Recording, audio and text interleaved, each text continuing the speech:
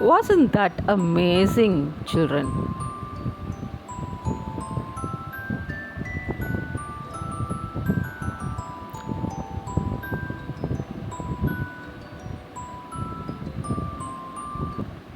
I'm sure at least one picture would have brought a smile on your face, didn't it? Anything that brings a smile on your face and joy to your heart is a thing of beauty. I repeat, children, anything that brings a smile to your face and joy to your heart is a thing of beauty. It can be anything, object, uh, living thing, or a music, food, scenery, anything that appeals to your sense is called a beautiful thing. Okay, so today we are going to see in detail what these beautiful things are going to do. How are these going to have an impact on your life? So, here we have a poem titled A Thing of Beauty by John Keats. It is in your flamingo text. Okay, so take your text and take this poem and get ready with your pen or pencil. Let's move into the poem, children. A thing of beauty is a joy forever. Its loveliness increases, it will never pass into nothingness. So these are the three lines. Uh, I have put the slide wherever it becomes a meaningful set of lines. Okay, I have divided the poem in such a way that it means to you. So these three lines here, a thing of beauty is a joy forever. He gives the definition. Keats gives the definition for a thing of beauty. What is a thing of beauty? He says it is a joy forever. The meaning of thing of beauty is joy. It is joy. How long? Forever. And its loveliness increases. The loveliness of this beauty keeps increasing only. It will never pass into nothingness. Pass into nothingness means it doesn't go waste, or it doesn't decrease, or it doesn't disappear. Wherever you have this phrase, children, a thing of beauty, imagine that one beautiful thing or many beautiful things that bring joy to you. Okay, so in this three lines, he says, thing of beauty is nothing but joy. I told you earlier, a thing of beauty is something which brings joy to your heart. Okay, so that is one point. And the second point he says is its loveliness, that is the impact that has on one's mind, keeps increasing but never decreases. He says it leaves an everlasting impression on your mind and it stays in your memory forever. Okay, it doesn't pass into nothingness. Nothingness means it doesn't go to waste or it doesn't disappear at all. It keeps increasing. Whenever you think of that object, your happiness keeps increasing, right? So there is a figure of speech called metaphor. So where do we have this metaphor? A thing of beauty is a joy. He metaphorizes thing of beauty to joy. Okay, so we have metaphor. Understood, children? Shall we move to the next slide? So let us ponder, children. What can this beautiful thing do? The previous slide, we saw the definition for beautiful thing, and we also saw how its loveliness has the ability to keep increasing but not to decrease. And now let us see how are we benefited by this beautiful thing. We have watched these, you saw so many slides, no, with beautiful pictures. How are these beautiful pictures going to help to you? Okay, going to help you actually. How are they going to help you? It will keep a bower quiet for us and a sleep full of dreams and health and quiet breathing. Bower. Bower is a shady place under the trees. You should stress on the word shady, because when you say trees, you will not get marks. Children, when you say place under the trees, you will not get marks. You should mention the word shady.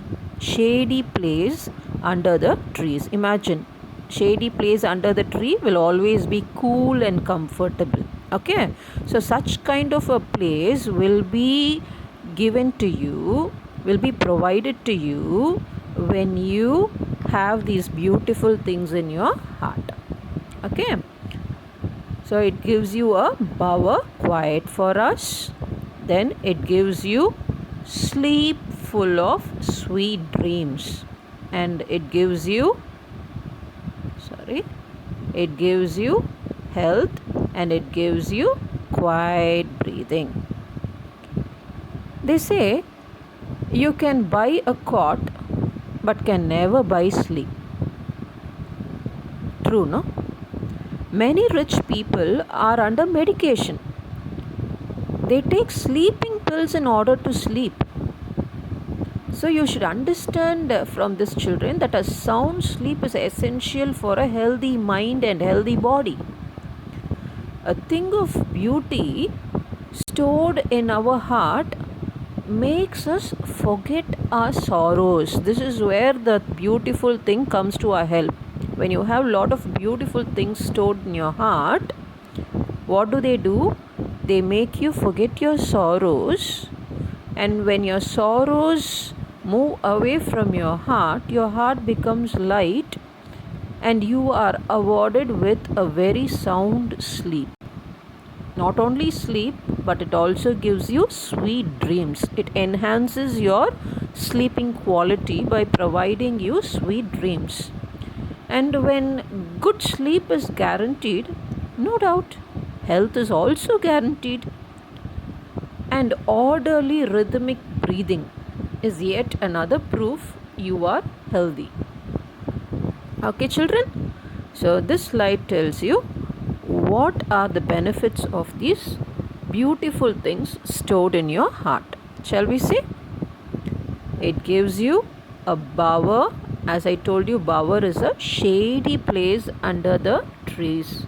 It means it's not that every time you go and stand under the tree and get comfort. It's not like that. It provides you such comfortable place within your heart. Whenever you feel depressed, when you think of these beautiful things, it provides you such a comfortable comfortable place in your heart. You can go and dwell there for some time to forget all your sorrows. Okay, so it gives you a comfortable place, a bower, a shady place under the tree. It gives you a very good sleep full of sweet dreams. As a result, you get health. You become healthy. Health is the most sought factor nowadays. Okay, and at last you get quiet breathing also. Quiet breathing is a proof that your body is hale and healthy. Okay, so these are the benefits of beautiful things stored in your heart. Now let's move to the next 3 lines. You keep following it in your textbook also, children. Therefore, on every morrow are we wreathing a flowery band to bind us to the earth. Therefore, on every morrow means every following day. Are we reading? You should take it as we are reading. We are reading. Reading is the action of weaving or making. What are we making? A flowery band. A flowery band is nothing but the beautiful things that we have seen on this earth. We are no making an album of it in our heart. So, what do these beautiful things do? It binds us to the earth. Okay, let's see it in detail. What can you see on the slide, children? You can see two pictures, a flowery band on one side and friendship band on the other. What is the significance of the band? The band actually tightens the bond between two or more things or two or more persons. So that is why you strengthen your friendship bond by giving each other a friendship band on Friendship Day. There are many a times we lose hope, we feel dejected, and overcome by sorrow, we tend to get separated from this earth. We lose the interest in life. At such times, children, these beautiful things that are stored in our heart creates a bond between us and this earth. It ensures that we stay on this earth and don't quit, overcome by the troubles.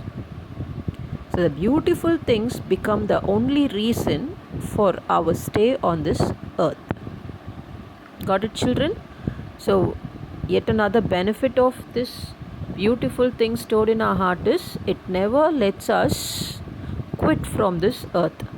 It provides us solace, it provides us comfort, it creates a bond between us and this earth. The beautiful things ultimately becomes the reason for our stay on this earth. So it is the meaning for our life. Okay? So here also we have the figure of speech. Again, metaphor. It is in flowery band. Flowery band is nothing but the beautiful things.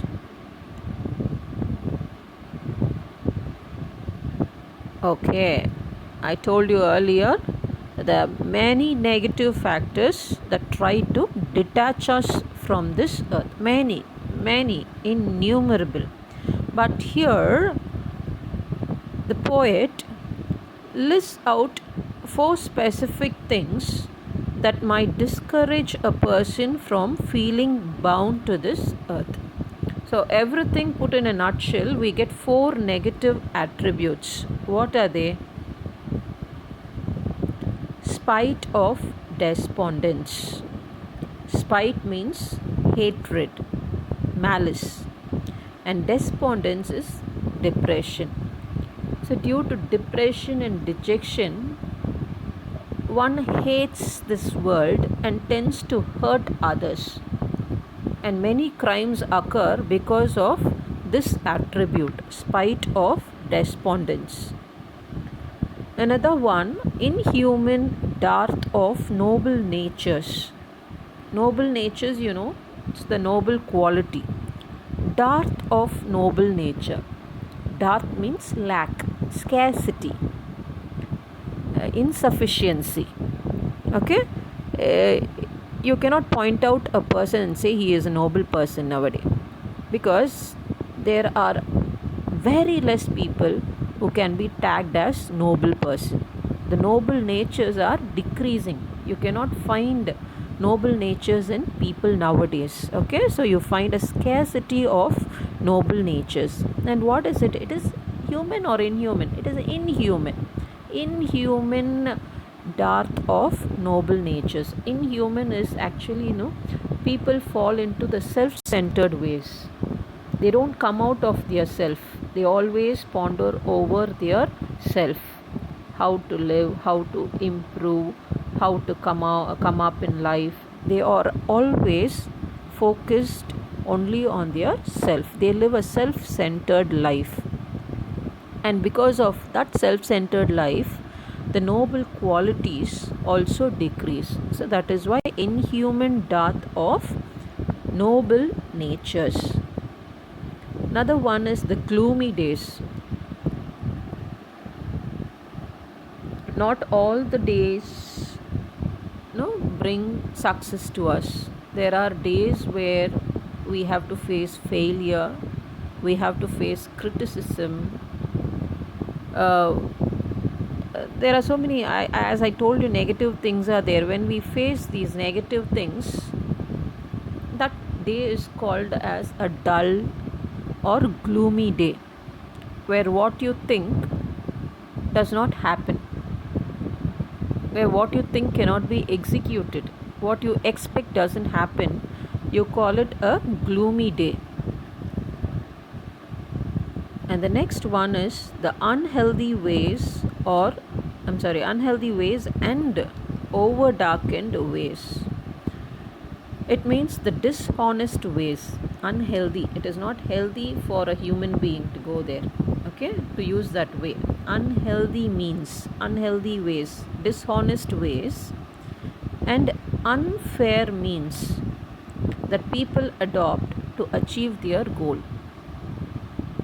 You want to join a course where your marks don't deserve it, you give bribe, you give money and get into it. It is an unhealthy way. You're not selecting the right means of joining it. Right? So these are the unhealthy and over darkened ways. You do anything to get your desire fulfilled. So these are the 4 negative attributes that Keats say detach us from this earth. So what do these negative things do? They try to detach us. Remember children, the previous slide we saw the beautiful things create a bond between us and this earth, and these negative factors keep detaching us. They pull us from the earth. These negative attributes encounter every individual at every passing time. If a person submits to these, gone. He will lose the interest to live. Remember Sushant Singh Rajput, the celebrity? They say stress and depression forced him to end his life. So this is what the result would be if these negative attributes fill our life. So at this critical moment only, the beautiful things come to our rescue. Beautiful things are filled with positivity and they act contrarily and they counter these negative forces. Got it, children? So first we saw the definition of beautiful thing. What does it provide and how does it create a bond between us and this earth? And now the poet has hinted on the negative attributes that keep detaching us from this earth. Moving to the next slide. Yes, in spite of all, some shape of beauty moves away the pall from our dark spirits. So now only he brings this beautiful thing into focus. Whenever you are dejected, depressed, feel like moving away from this earth, some shape of beauty. He doesn't specify this or that. He says some shape of beauty because the definition of beauty will vary from person to person. What I term as beautiful may not be beautiful to your eyes. Okay, so there's some shape of beauty. He states it very abstract. He says some shape of beauty. It may be anything, but it should appeal to you.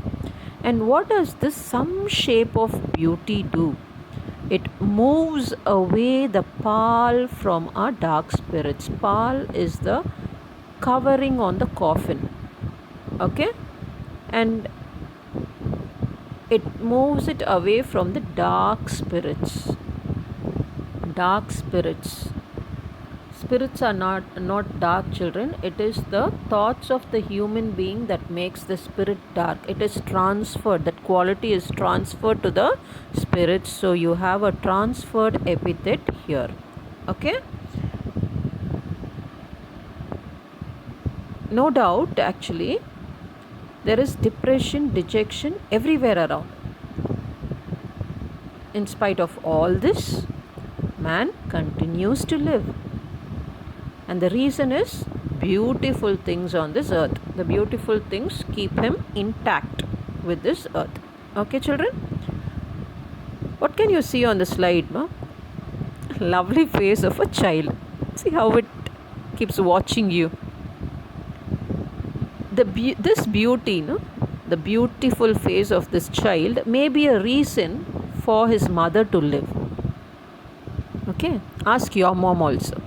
She will definitely say, it's because of you I'm living.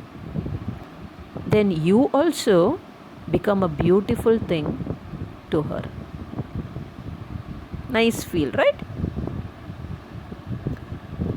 And this shape of beauty, as I told you, it may differ from person to person. So we will come to this poem, children. Keats has specified a few beautiful things. You have to mention that only when question is asked. You should not answer baby, squirrel, parrots, etc. These are only for your better understanding. No, to take you nearer to that feel, I have posted these pictures. But in real, Keats has mentioned a few beautiful things in his poem. You have to quote only those as the answer. Okay, so what do we have? He says the shape of the sun. Gives an example. Some shape of beauty moves away the pall from our dark spirits, such the sun. So the sun is a beautiful thing. Next, the moon. Many people, the poets, get impressed at the time of sunrise and at the time of moonrise. Night is especially the time where their ideas flow. The moonlight, the full moonlight, is a great impression to every poet. It's a beautiful thing. The sun, the moon, and what else he says? He says the tree is old and young. It may be an old tree or an young tree. What is the work of the tree?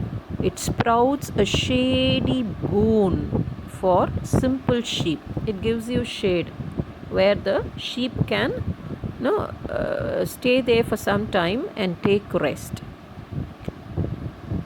So what is the first beautiful thing he said, children? The sun, next the moon, next the trees, old and young, sprouting shady boon for simple sheep. The next beautiful thing he says is the daffodils. So look at the lines.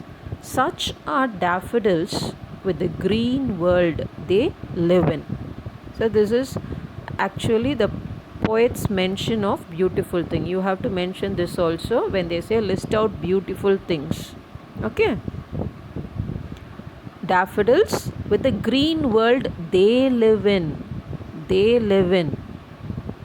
Where do they live? They live in the green world. That is the nature. Okay. The green background. The ferns that they are fitted to. And the next beautiful thing mentioned by the poet is the clear rills. Rills are small streams. Okay, like in the forest you come across a small stream all of a sudden. Clear rills that for themselves a cooling covert make. So nobody, when we feel it's so hot, we open an umbrella to give us shade and comfort, right, children? Here, this nature, this natural scenic, it does not need somebody else to come and have an umbrella for it.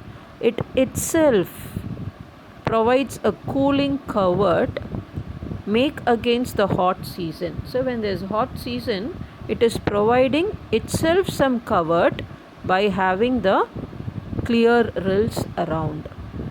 Okay, covert means actually a hideout, a place where you can stay safe. Imagine how cool is this place. So here we have the figure of speech, cooling covert, kirka. It's alliteration. Now something nice to watch. Wow. Just imagine sitting there on one of the rocks, having your legs. How cool.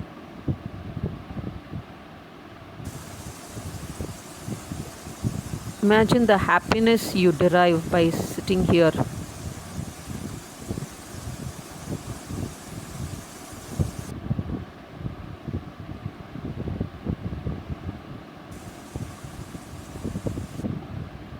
Okay.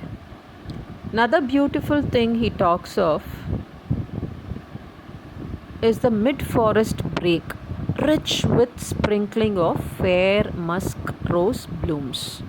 These are the musk roses that you see. Okay, musk rose blooms. Blooms is, it is in full bloom. The flower is in full form. It's bloomed and it is in full form. Okay. The mid-forest break. Break is actually the thick mass of ferns, thick bushes. Okay, and blooms are the flowers. So another beautiful thing the poet mentions is this musk flower blooms found in the mid-forest ferns. That is, the ferns are filled with roses, and where are they found? They are found in the middle of the forest.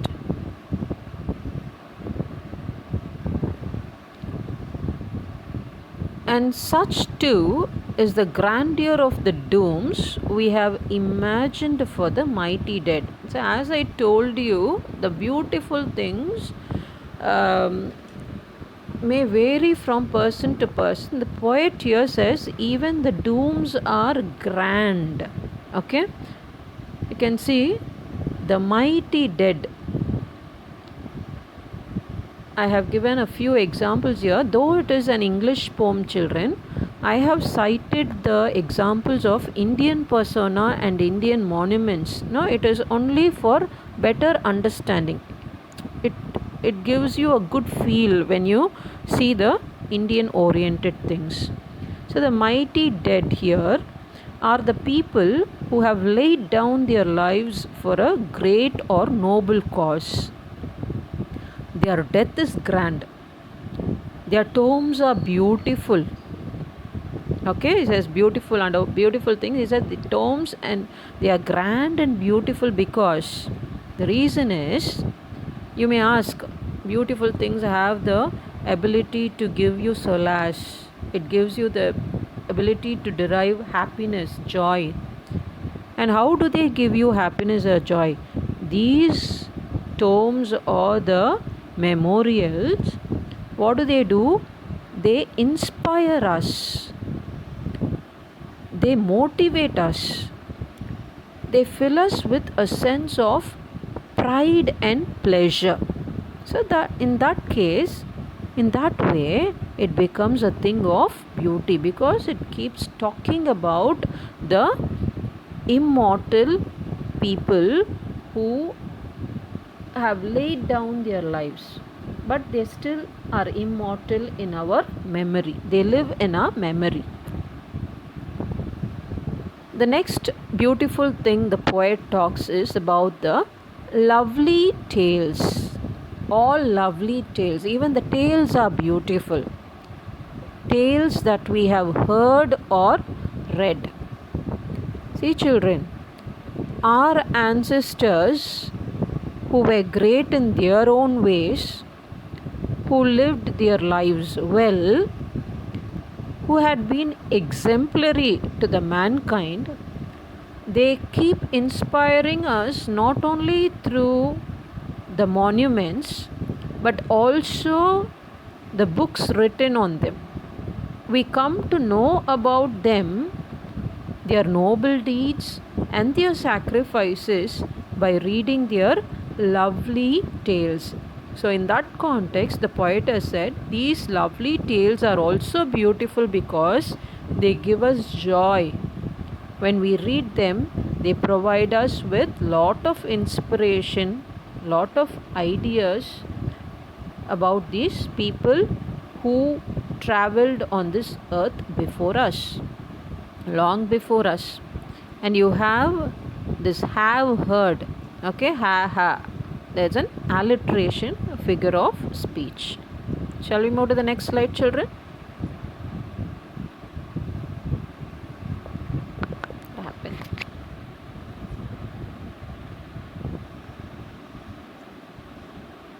Okay. We've almost reached to the end of the poem. And endless fountain of immortal drink, pouring unto us from the heaven's brink. Ultimately, he gives another punching definition. This thing of beauty is an endless fountain.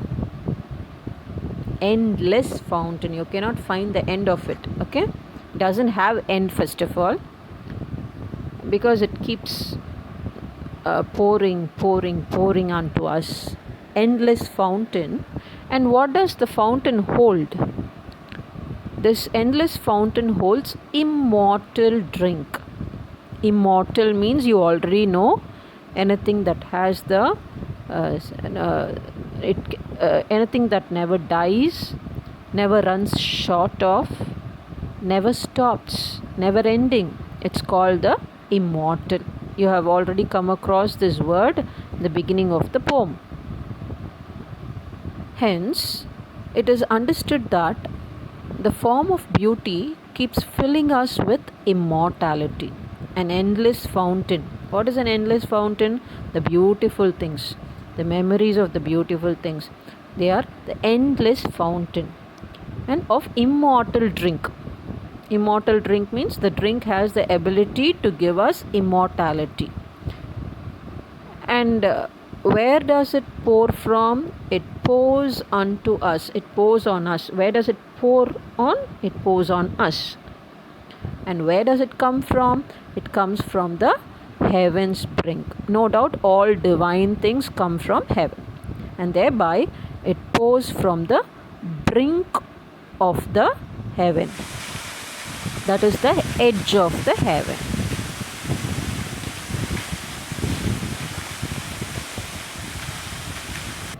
Here we have the figure of speech called imagery, children. Okay, imagery is on the endless fountain. When you read this word endless fountain, it gives you the picture, image. It tends you form this image in your mind. Okay, and this image is used to convey the everlasting beauty that is provided to each and every one of us. Got it, children? And here you have to note, if you see the full poem, children, just look at the ending word. I'll give you 5 seconds. Just look at the ending words quickly. Yeah. You find every 2 lines rhyme. Correct?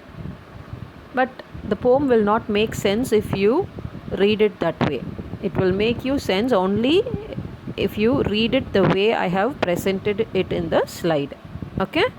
But in the written form, on the whole, when you see, every 2 lines rhyme. It is called as rhyming couplet. Okay?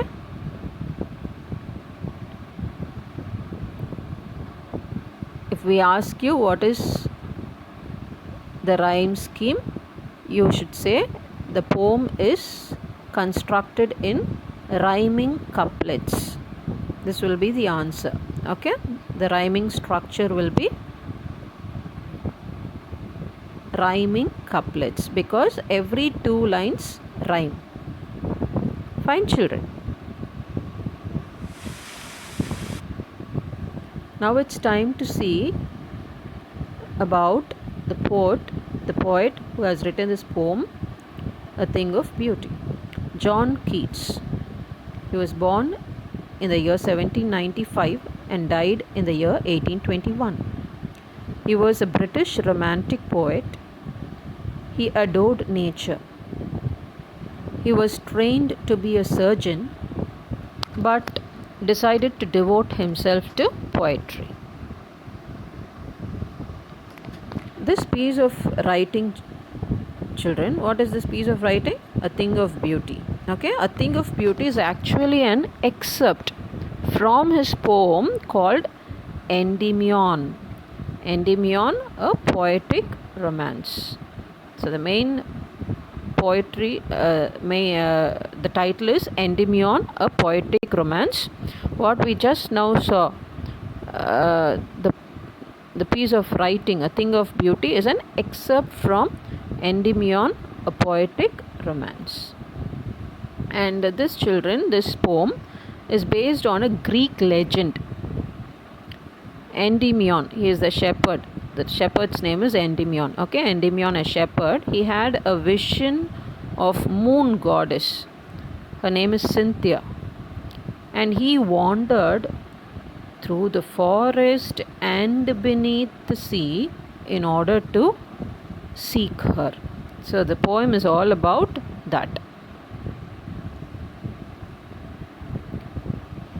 Okay, children, as a conclusory note, let us see the message the poem conveys. Once again, it's all about beautiful things and the impact that it has on one's heart. Okay, so let's see it. Beautiful things are a source of constant joy and inspiration. Okay, beautiful things are a source of constant joy and inspiration. They give us eternal pleasure and leave an indelible mark on our minds. And therefore, every beautiful thing is worth being treasured. So whenever you come across a beautiful thing hereafter, anything that captivates your mind, children, cherish it in your heart, because it is going to provide you solace, it's going to provide you comfort at the time of sorrow, at the time of stress. Okay, so the beautiful things are a source of constant joy and inspiration. They give us eternal pleasure. They leave an indelible mark on our minds. So every beautiful thing is worth being treasured. It's very important. We have to dwell on beautiful things, and only then we can live on this earth hale and healthy. So with this note, I'm saying thank you, and this is your GS ma'am signing off. Stay indoors and stay healthy.